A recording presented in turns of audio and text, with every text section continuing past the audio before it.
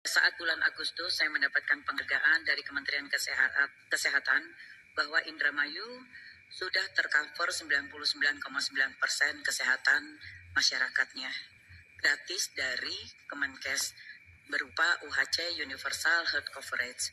Program apa yang bisa Bapak berikan kepada masyarakat untuk menjamin kesehatan masyarakat yang sudah saya laksanakan secara maksimal? Terima kasih. Cukup Ibu, ingin ditambah? Cukup. Baik, kita reset waktunya. Tenang. Kita berikan kesempatan bagi pasangan calon nomor 2 untuk menjawab. Waktunya 2 menit, dipersilakan. Terima kasih. Tentunya terkait dengan kesehatan, pertama kita melakukan pembenahan secara birokrasinya dulu. Profesionalisme birokrasi, terutama rumah sakit umum daerah, RSUD itu yang kepala rumah sakitnya menjabat sebagai salah satu kepala dinas PKPSDM. Ini rada ambigu. Sementara rakyat Indramayu itu sedang butuh-butuhnya pelayanan kesehatan.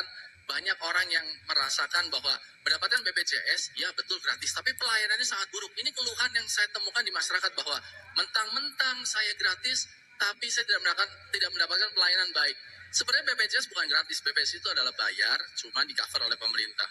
Jadi pertama adalah melakukan profesionalisme birokrasi, khususnya Direktur Rumah Sakit Umum Daerah harus fokus ngurusin rumah sakitnya saja. Jangan cawe-cawe, jangan terangkap jabatan ke kepala dinas atau menjadi yang lain-lainnya. Lalu kemudian menyediakan fasilitas pelayanan khusus lansia, ibu hamil, dan bayi di puskesmas dan RSUD. Pemenuhan ketersediaan obat, pelayanan kesehatan dasar, alat kesehatan, dan vaksin. Dan juga optimalisasi pengadaan dan bantuan operasional mobil siaga setiap desa. Dan tentu saja, kalau tidak salah Ibu Bupati kan punya program Dokmaru yang dokter masuk rumah. Saya sudah melakukan datang ke 1.700 titik dan rata-rata mereka mungkin belum mendapatkan secara optimal. Itu nanti bisa menjadi autokritik untuk Ibu tentunya, karena praktiknya di lapangan tidak sampai ke sana. Dan lagi-lagi Bu, ini mumpung bicara tentang BPJS, punten banget ada amanat dari ini, fotonya Ibu Anita. Ini dia tidak mendapatkan BPJS dan dia punya anak 2 stunting semua. Stunting, dan dia tidak mendapatkan BPJS dan juga belum masuk PKH. Dan kebetulan ini tetangga ibu, 5 rumah dari ibu di Desa Krimun. Jadi ini amanat dari orangnya. Ada videonya juga. Ya teman-teman, saya terkaget-kaget dan luar biasa ini di Losarang, di mana kita melihat begitu banyak katanya penanganan stunting. Saya heran banget di Losarang ini masih ada teman-teman, sahabat-sahabat kita yang mengalami masalah stunting. Ini dengan ibu siapa ibu? Ibu Anipia. Nah, di desa mana? Di Desa Krimun, ya Allah. Di desa itu ada namanya Bupati Indramayu dan masih ada orang stunting. Berapa yang stunting? Ada 6, tapi anaknya ibu sendiri berapa yang stunting? 2 stunting. Itu sudah mendapatkan bantuan sangat sehat. Yang belum masuk daftar, belum masuk ke PKH.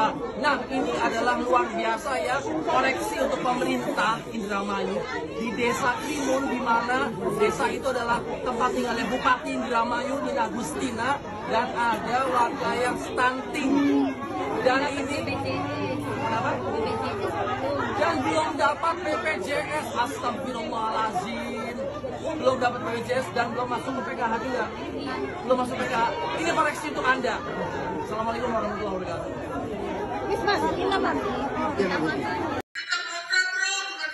Tenang. Ya, boleh saya bicara? Boleh ya? Enggak, tadinya masih gaduh. Oke, kaitan dengan masalah kesehatan. Lagi-lagi saya bicara, saya sudah punya data. 7.500 sebagaimana orang sakit di Indramayu. Jadi 400 orang miskin. Maka harus ditopang dengan UHC. UHC itu 2019, bukan 2022 sudah kita dorong. Waktu itu kan Dr. Rahman belum mampu. Kebetulan menjelang pemilu, menjelang pilkada baru. Kemudian tenaga P3K kesehatan nih, yang masih rendah sekali. Kita 2 langkah dari kabupaten tetangga kita Cirebon maupun juga Kuningan. Nah ini penting dalam rangka untuk tenaga pendidik kesehatan. Kemudian kaitan dengan masalah perempuan Ibu, kita juga ada namanya penyertaan stakeholder. Bagaimana untuk penanganan perempuan, di mana perempuan kita masih perlu dibutuhkan bagaimana untuk penanganan.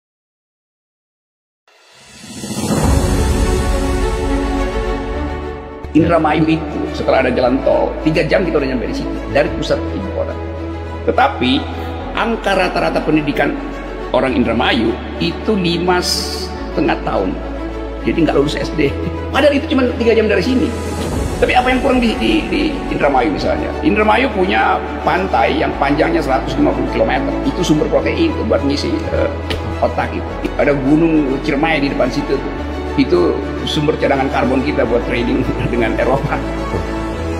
Indramayu adalah resort beras kita tuh. Jadi dia punya karbohidrat, dia punya protein ikan, dia punya oksigen di gunung itu. Dia punya bandara internasional yang dibikin di Majalengka itu. Dan dia punya jalan tol, tapi 5,6 tahun.